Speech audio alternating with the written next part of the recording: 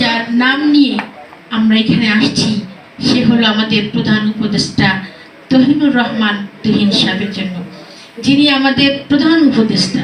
শুধু সেই উপদেষ্টাই না, তার সম্পর্কে অনেক কিছু অনেকের অনেক ধারণা আসছে, অনেকে অনেক কথাই বলেছেন। সে একজন দানবিক, মানবিক, বড় সামাজিক, এবং সমাজে তার অনেক দান, অনেক অনুদান, অনুপ্রেরণা অনেক কিছু রয়েছে।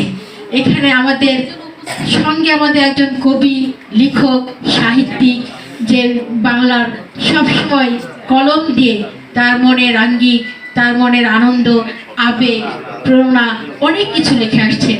তিনি হলো আমাদের প্রধান অতিথি কবি আব্দুল হাই শিকদার। তার সাথে আমাদের ওই আমির উল্লাহ নবীউল্লাহ নবী ভাই, আমি ওনাকে আগে কখনো একটু দেখি নাই, যার জন্য তার নামটা আমার বিশেষ করে মনে নেই। উনি আছেন, ওনাকেও আমার হৃদয় থেকে শ্রদ্ধা জানাচ্ছি।